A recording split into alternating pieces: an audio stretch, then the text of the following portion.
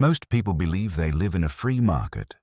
They believe they choose where to shop, what to buy, which companies to trust, and how their money moves through the world. That belief feels natural, comfortable, almost sacred in American culture. But what if that belief itself is the illusion? What if the system you move inside every day was designed long before you were born, refined over generations, and made so efficient that you no longer notice its walls? Tonight, we're not talking about a company. We're not even talking about oil. We're talking about a system. A system so effective that it survived the breakup meant to destroy it. A system so subtle that it now feels like nature itself. A system that quietly shapes your choices while convincing you those choices are your own. And one man more than any other gave it form. John Davison Rockefeller. Not just the richest man who ever lived, but the architect of modern corporate power.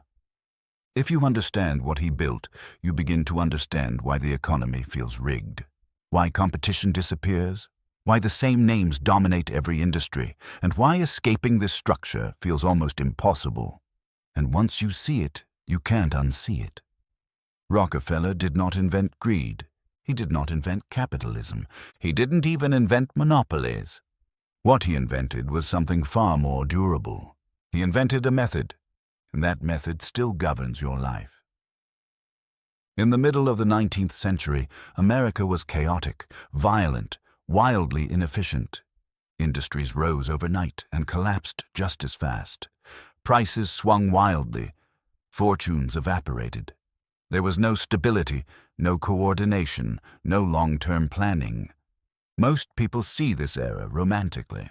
Rugged individualism, pioneers, self-made men. Rockefeller saw something else. He saw waste.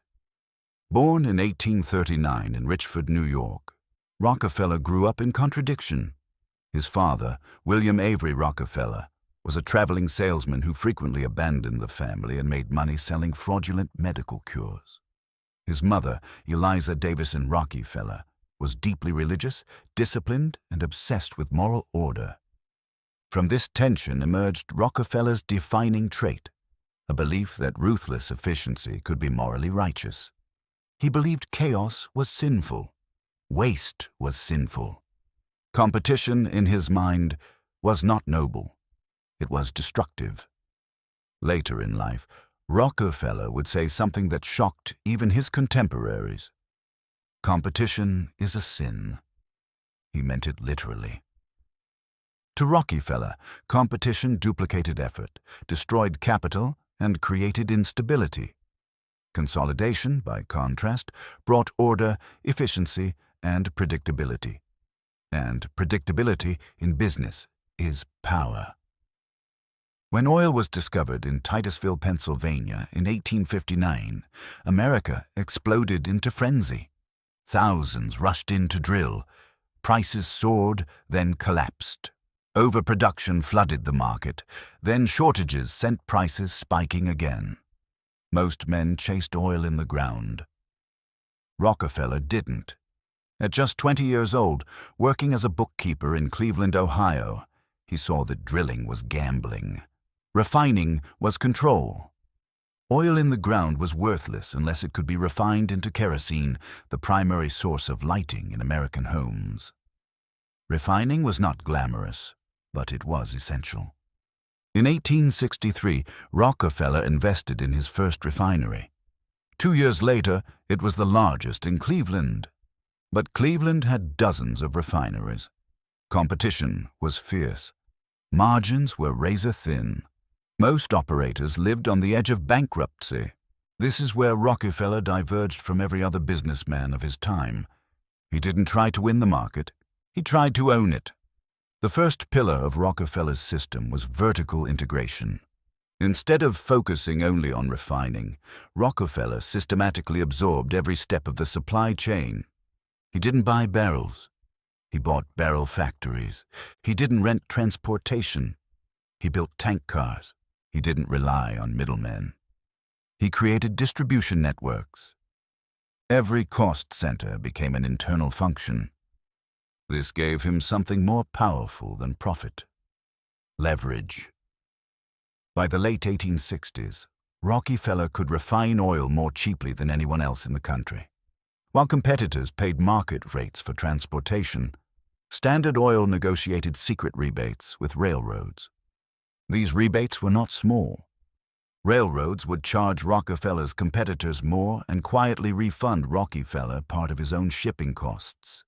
In effect, the railroads paid him to ship oil. This was not innovation. It was predation, legalized through private contracts and weak regulation. And it worked. Once his costs were lower than anyone else's, Rockefeller moved to the second pillar of his system: horizontal consolidation. In 1872, he launched what history would later call the Cleveland Massacre. One by one, Rockefeller approached competing refinery owners. He offered them a choice: sell to Standard Oil, often at a fair price, and keep your dignity, sometimes even your job, or refuse and be destroyed. When owners refused, Rockefeller slashed kerosene prices below cost. His competitors, unable to match his efficiencies, bled money with every sale. They folded. Within months, Rockefeller controlled nearly every refinery in Cleveland. This pattern would repeat across the country. By 1879, Standard Oil controlled roughly 90% of America's refining capacity. At that point, it was no longer a company. It was infrastructure. But power attracts enemies. Journalists, politicians, and the public began to turn against Rockefeller. His secrecy, his dominance, his quiet manipulation of railroads and prices made him a symbol of unchecked corporate power. And Rockefeller understood something crucial: a monopoly that is visible becomes vulnerable. So he evolved the system. In 1882, Rockefeller's lawyers created something unprecedented in American business: the trust. Instead of one company owning everything, shareholders placed their stock into a legal trust. The trust controlled dozens of companies across state lines while technically complying with existing laws. This was not a loophole. It was a transformation. The trust separated ownership from operation. It centralized control while dispersing legal liability. It allowed Rockefeller to dominate nationally while appearing decentralized. Every modern holding company traces its DNA to this moment: Alphabet, Meta, Amazon, Berkshire Hathaway, all descendants of the Standard Oil Trust.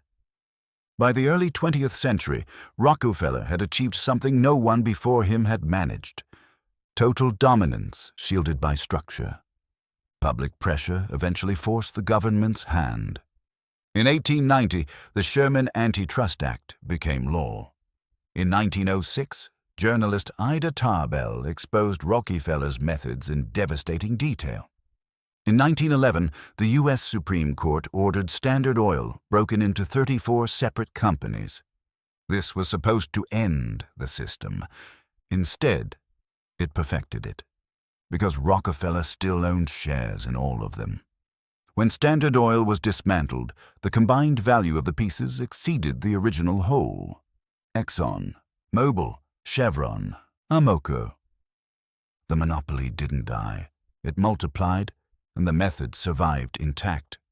But Rockefeller's final innovation would prove even more enduring: philanthropy.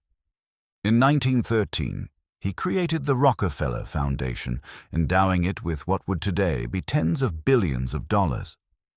Publicly, this was generosity. Structurally, it was genius. Foundations allowed wealth to avoid estate taxes. They shaped education, medicine, and public policy. They transformed reputation into legitimacy. The man once reviled as a robber baron became a benefactor of humanity. And more importantly, he influenced the intellectual foundations of American society, from medical education to economic thinking. This was not charity. It was long-term governance. By the time Rockefeller died in 1937, he had done something no industrialist before or since has achieved. He made himself irrelevant, The system no longer needed him. It could replicate itself endlessly through law, structure, and habit. That is why you still live inside it today, and this is only the beginning. Because next, we'll examine how this system migrated into technology, finance, healthcare, and the platforms you use every single day. Often without realizing you're participating in a structure designed 150 years ago. By the time the Supreme Court ordered the breakup of Standard Oil in 1911, most Americans believed they had won. The monster had been slain. The monopoly shattered. Justice restored. But history rarely works that way. Because what the court destroyed was the form, not the function. Standard Oil ceased to exist on paper. The system it pioneered became the blueprint for the next century. And this is the moment most people misunderstand. They imagine the breakup as punishment. In reality, it was refinement. Because Rockefeller didn't lose control of wealth, he redistributed control of structure. The system didn't retreat. It evolved. When Standard Oil was dismantled into 34 separate companies, something unexpected happened. Each new company inherited regional dominance. Each retained access to the same technologies. Each was run by executives trained inside Rockefeller's organizational philosophy. They competed just enough to appear independent, but not enough to destabilize pricing power. And over time, many of them merged again. Exxon and Mobil reunited. Chevron absorbed others. BP consolidated more. The breakup created the illusion of competition while preserving the underlying oligopoly. This is the key insight. Antitrust law targeted size, not method. Rockefeller understood that if the method survived, dominance would inevitably return, and it did. This is why Rockefeller matters today far beyond oil. Because what he built was not an empire, but an operating system for capitalism. And operating systems don't care about industries. They scale everywhere. Let's talk about technology. Most people believe tech monopolies are a modern problem, the result of the internet, network effects, and rapid innovation. But the structure is not new, only the surface is. Take Google. Google controls over 90% of global search. That's a higher market share than Standard Oil ever achieved at its peak. Yet Google is rarely treated as a monopoly in the public imagination. Why? Because it's free. But Rockefeller would have understood this immediately. Price is not the only currency. Data is currency. Attention is currency. Behavior is currency. Google extracts value not by charging users directly, but by owning the infrastructure through which information flows. Just like Rockefeller didn't charge people to drill oil, he charged them to refine and distribute it. Same logic, different medium. Google's corporate structure mirrors the Standard Oil Trust almost perfectly. Alphabet is a holding company. It owns Google Search, YouTube, Android, Chrome, Waymo, DeepMind, and dozens of others. Each subsidiary appears independent. Each is legally distinct. All are strategically unified. This structure limits liability, optimizes taxes, and complicates regulation. Exactly as Rockefeller intended. And regulators struggle with the same problem they faced in 1911. Where do you apply pressure? Break up the parent? Regulate the children? Control the interfaces? The structure itself resists intervention. Now consider Amazon. Amazon is not a retailer. That's the illusion. Amazon is infrastructure, warehousing, logistics, cloud computing, payments, data. Amazon Web Services alone generates tens of billions in revenue and hosts a massive portion of the internet, including Amazon's competitors. Rockefeller owned the railroads that shipped his competitors' oil.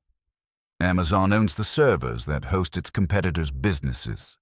If that feels familiar, it should. Amazon uses vertical integration at a scale Rockefeller could only dream of.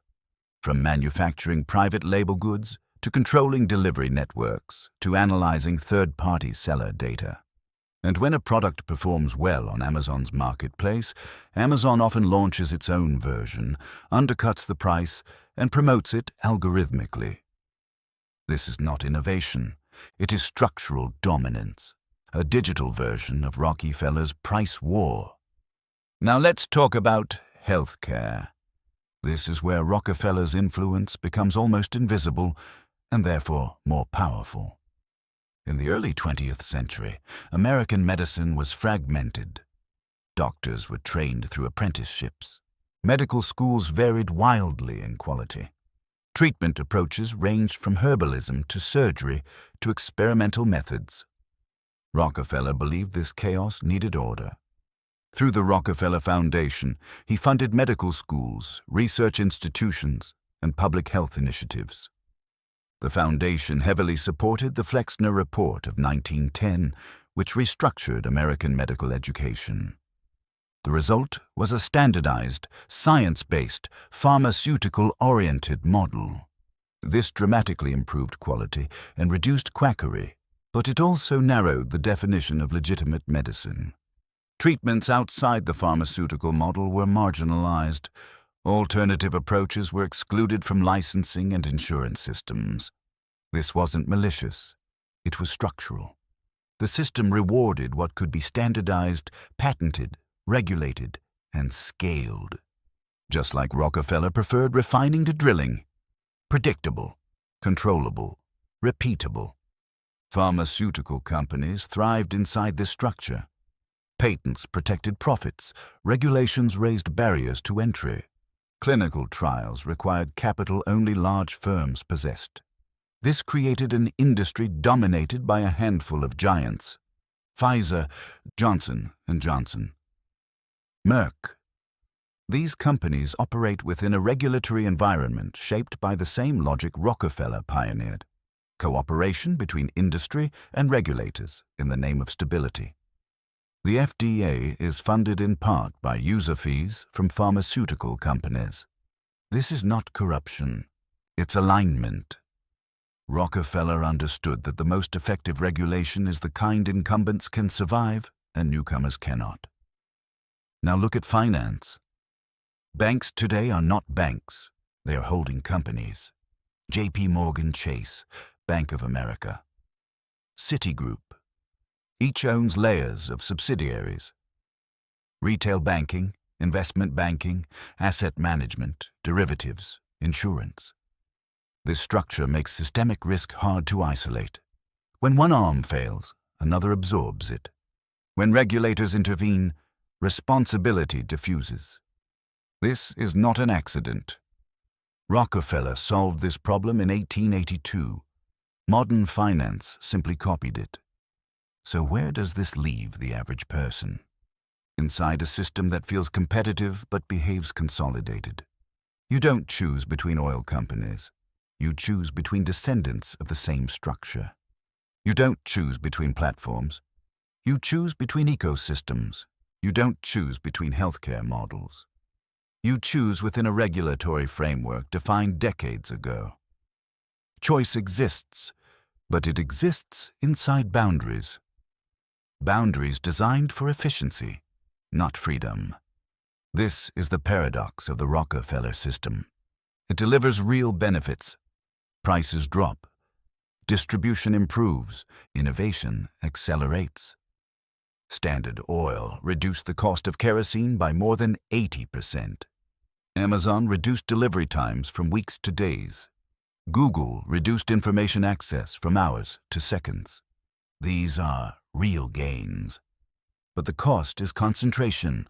Power accumulates. Competition disappears. Alternatives struggle to emerge. And once concentration reaches a certain threshold, the system becomes self-reinforcing. Dominance creates data. Data creates efficiency. Efficiency creates dominance.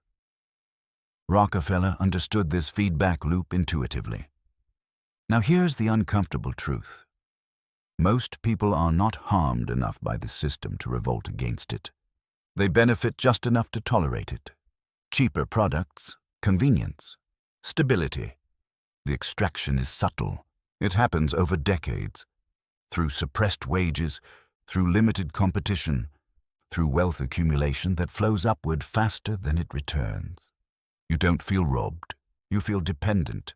This is why the system persists. Not because it is evil, but because it works. And systems that work tend to survive moral outrage. Rockefeller's genius was recognizing that capitalism naturally drifts toward consolidation. He didn't fight that tendency. He accelerated it. He formalized it. He institutionalized it. And once embedded into law, education, and culture, it became normal, expected, invisible. This brings us to the most important question. If you cannot escape the system, what are you supposed to do? Rockefeller himself answered this. He didn't try to opt out. He positioned himself at the center. He owned the mechanisms of extraction. And this is where the conversation becomes uncomfortable for many people, because understanding the system forces a choice. You can reject it morally, you can resist it politically, or you can understand it strategically. None of these choices are easy. But pretending the system doesn't exist is the worst option of all. In the next part, we'll go deeper. We'll examine how this system shapes behavior, psychology, and identity. How it trains people to think in certain patterns, how it rewards conformity and punishes deviation, and how Rockefeller's worldview quietly became the worldview of modern institutions. Because the most powerful systems don't just control markets, they shape how people think about reality itself. The most powerful systems don't rely on force. They rely on belief. They don't need to coerce people. They teach people to cooperate willingly. And this is where Rockefeller's system reaches its highest level of sophistication, because it doesn't just organize markets, it organizes minds. By the early 20th century, Rockefeller had already achieved economic dominance, but he understood something deeper than most industrialists ever did. Control over production is temporary. Control over perception is permanent. If people believe a system is natural, inevitable, or morally justified, they will defend it even when it no longer serves them. So Rockefeller's system didn't stop at refineries, railroads, or legal structures. It moved into culture, education, professional norms, institutional values, not through propaganda, but through incentives. Let's start with how people are trained to think about success. In America, success is framed as individual achievement, hard work, merit, talent. This narrative is deeply comforting. It gives meaning to effort and dignity to ambition. But Rockefeller quietly reframed success at the institutional level. He showed that the highest rewards don't go to those who work hardest or innovate most. They go to those who control systems. Ownership beats labor. Structure beats skill. Position beats effort. This is not cynical. It's structural reality. And once institutions adopt this logic, they reward people who reinforce it. Consider corporate careers. Large organizations don't promote the most creative people. They promote the most aligned people. Those who understand the system, those who don't disrupt the hierarchy, those who optimize within existing constraints. Rockefeller's companies were famous for discipline, hierarchy, and obedience. Not because he hated creativity, but because creativity introduces uncertainty. And uncertainty is the enemy of consolidation. Now zoom out. This logic spreads. Business schools teach efficiency, scale, and shareholder value. Law schools teach compliance within corporate frameworks. Economics departments emphasize models that assume rational actors inside consolidated markets. None of this is a conspiracy. It's selection pressure. Institutions reward ideas that stabilize them. Rockefeller's system didn't silence alternatives. It simply made them uncompetitive. This is how ideology works in advanced systems. Not through censorship, but through marginalization. Ideas that fit the structure flourish. Ideas that threaten it struggle to survive. Over time, people internalize these constraints. They stop asking certain questions. They stop imagining alternatives. Not because they're stupid, but because the system makes alternative thinking expensive. Now let's talk about consumer psychology. Most people feel they are choosing freely. Amazon or Walmart, Apple or Android, Netflix or Hulu, but these are bounded choices. The deeper infrastructure is already decided. Rockefeller understood this perfectly. He didn't care which brand of kerosene people bought, as long as it flowed through his refineries. Modern corporations don't care which influencer you follow, as long as it happens on their platform. This creates the illusion of freedom while preserving control. And psychologically, illusion is often enough. The human brain prefers convenience over autonomy. It prefers familiarity over exploration. Systems that reduce friction feel benevolent. This is why monopolistic platforms feel helpful rather than oppressive. They remove effort. They remove uncertainty. They remove choice overload. Rockefeller reduced chaos in the oil market. Amazon reduces chaos in retail. Google reduces chaos in information. The system presents itself as a solution to cognitive overload, and people accept it gladly. This is where the moral complexity emerges. Rockefeller did not see himself as a villain. He believed he was serving the public. Lower prices, stable supply, order, and in many ways, he was right. But moral intention does not negate structural consequence. A system can be efficient and still extractive, helpful and still constraining. Now consider how people defend the system. When monopolies are criticized, many respond instinctively. But they make life easier. But they innovate. But competitors could exist if they were good enough. These defenses mirror Rockefeller's own arguments. Efficiency justifies dominance. Scale proves merit. Failure is framed as personal inadequacy rather than structural disadvantage. This is not propaganda. It's narrative alignment. The system trains people to interpret outcomes in ways that validate its existence. Even inequality becomes normalized. Extreme wealth concentration is framed as the reward for exceptional talent. But Rockefeller's fortune did not come from working harder than others. It came from positioning himself at choke points. Points where value flows through a narrow channel. Control the channel and you collect rent from everyone who passes through. This is how digital platforms operate today. App stores, search engines, payment networks. They don't need to dominate everything. They only need to dominate access. This has psychological consequences. People begin to see power as abstract and distant. They blame themselves for economic stress rather than questioning structure. They compete horizontally with peers rather than vertically with systems. Rockefeller's system fragments resistance by individualizing struggle. You're not poor because the system concentrates wealth. You're poor because you didn't optimize hard enough. This belief keeps the system stable. Now let's talk about philanthropy again, but psychologically. When powerful institutions give generously, they don't just buy goodwill. They shape moral framing. Rockefeller's foundations funded schools, hospitals, research. This created gratitude. Gratitude discourages critique. It feels wrong to question the hand that heals. Modern foundations operate the same way. They address symptoms while preserving structures. They alleviate suffering without redistributing power.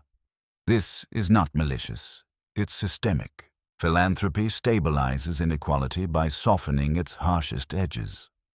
Over time, people internalize the idea that solutions must come from above, from billionaires, from foundations, from corporations. Agency flows upward, responsibility flows downward. This is the psychological architecture of the system. Now consider how this affects democracy. Large corporations don't need to control government directly. They shape the environment in which decisions are made. They fund research. They shape expertise. They define what is practical. Policies that threaten consolidation are labeled unrealistic. Policies that preserve stability are labeled responsible. Rockefeller pioneered this by aligning business interests with public institutions. Modern lobbying is simply a refined version. And here's the most uncomfortable realization. Many people benefit from this system. Not equally, but enough. Pensions invested in dominant corporations. Jobs inside large organizations. Convenience in daily life. This creates psychological buy-in. People defend the system because they are entangled with it. Opposition feels like self-sabotage. This is why revolutions don't happen in advanced economies. The system distributes just enough benefit to prevent collective outrage. Discontent becomes individualized. Stress becomes medicalized. Anger becomes redirected. Rockefeller didn't plan this consciously, but his system produced it naturally. So what does awareness change? Awareness doesn't collapse the system. It reframes your relationship to it. You stop mistaking convenience for freedom. You stop mistaking choice within platforms for autonomy. You stop blaming yourself for structural outcomes. This is not pessimism, it's clarity. Rockefeller once said he believed God had called him to organize industry. Whether or not you believe that, the result is undeniable. He organized not just oil, but capitalism's logic. And once logic becomes institutionalized, it reproduces itself without intention. In the final part, we'll confront the last question. What does an intelligent response to this system actually look like? Not fantasy, not rebellion myths, not passive acceptance, but informed positioning. Because Rockefeller didn't just leave behind a warning, he left behind a lesson. And whether you like it or not, you're already playing inside the system he built. The only question is whether you understand the rules. Once you understand the system, something subtle changes. Not outside you, inside you. You stop reacting emotionally to headlines. You stop being surprised by consolidation. You stop expecting institutions to behave like moral actors. Because you realize they are not moral entities. They are machines. And machines follow structure. The greatest mistake people make when confronting large systems is assuming they can be defeated emotionally. Anger feels powerful. Outrage feels righteous. Resistance feels heroic. But Rockefeller didn't build his system on emotion. He built it on incentives. And incentives are far more durable than ideology. This is why the question, how do we destroy the system, is the wrong question. The system is not fragile. It has survived wars, depressions, revolutions, scandals, antitrust laws, and cultural shifts. It adapted to all of them. The more intelligent question is, how do we live intelligently inside it? Rockefeller asked this question before anyone else, and his answer shaped the modern world. Rockefeller understood three truths that most people still resist. First, markets do not trend toward fairness. They trend toward efficiency. Efficiency concentrates power. Second, competition does not naturally protect consumers. It protects innovators, until consolidation eliminates them. Third, systems reward those who understand structure, not those who fight it blindly. These truths are uncomfortable because they contradict the mythology of perfect competition and infinite opportunity. But ignoring them does not make them false. So what does intelligence look like inside this system?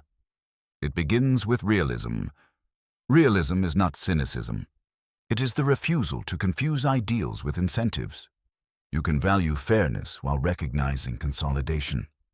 You can care about ethics while understanding structure. You can support reform without believing in utopia.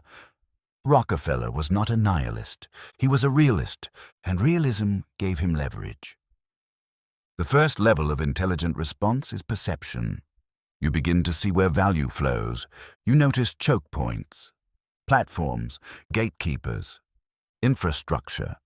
You stop focusing only on products and start observing systems. Who controls access? Who owns distribution? Who sets standards? These questions matter more than branding, marketing, or slogans. The second level is positioning. You cannot avoid participating in the system, but you can decide how you participate. Do you only consume, or do you also own?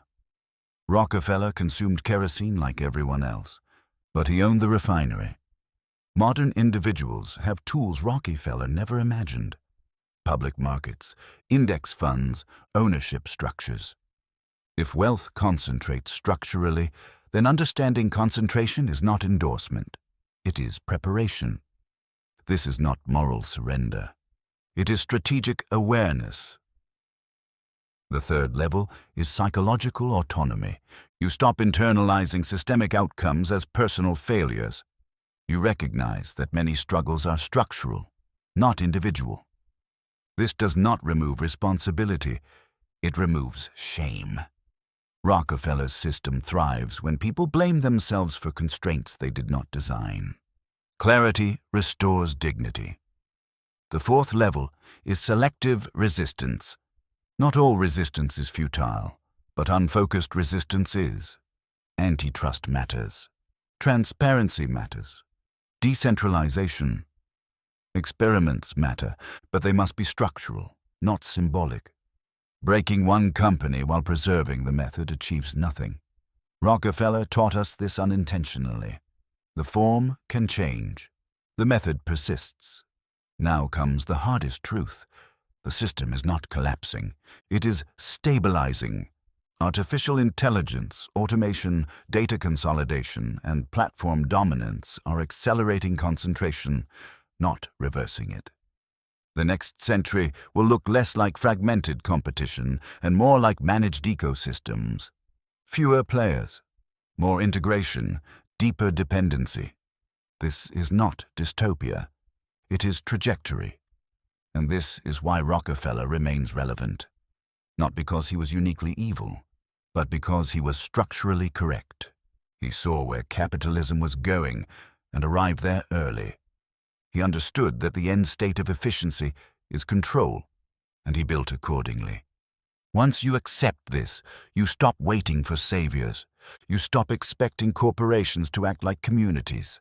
You stop expecting governments to move faster than capital. Instead, you cultivate literacy, structural literacy, economic literacy, psychological literacy. You become harder to manipulate. Rockefeller once said that he would rather earn 1% from the efforts of 100 people than 100% from his own. That sentence contains the entire system. Leverage, scale, structure, and it explains everything that followed. Now, here is the final paradox. Understanding this system does not make life smaller. It makes it clearer. You stop chasing myths, you stop fighting shadows, you stop mistaking noise for change, and clarity is empowering. If this video gave you language for something you felt but couldn't articulate, if it connected patterns you've noticed across industries, politics, and daily life, if it respected your intelligence rather than trying to provoke outrage, then you already understand why this channel exists. Not to tell you what to think, but to help you see. If you believe more people deserve this level of understanding, there is a quiet way to help. You can subscribe, not out of habit, but intention. You can leave a like, not for vanity, but visibility. You can share this video, not widely, but thoughtfully. Send it to one person you genuinely trust. One person who enjoys deep conversations. One person who will challenge you after watching. That kind of sharing changes minds. And if you choose to leave a comment, don't rush it. Say something that reflects thought, something that adds to the conversation, something that acknowledges the effort behind understanding history, systems, and structure. Those comments matter more than numbers. They are signals. John D. Rockefeller did not just build an empire. He revealed a truth about how power organizes itself. That truth still governs the world you live in. You cannot escape the system he designed. But you can understand it. And understanding is the first form of freedom that no system can take from you.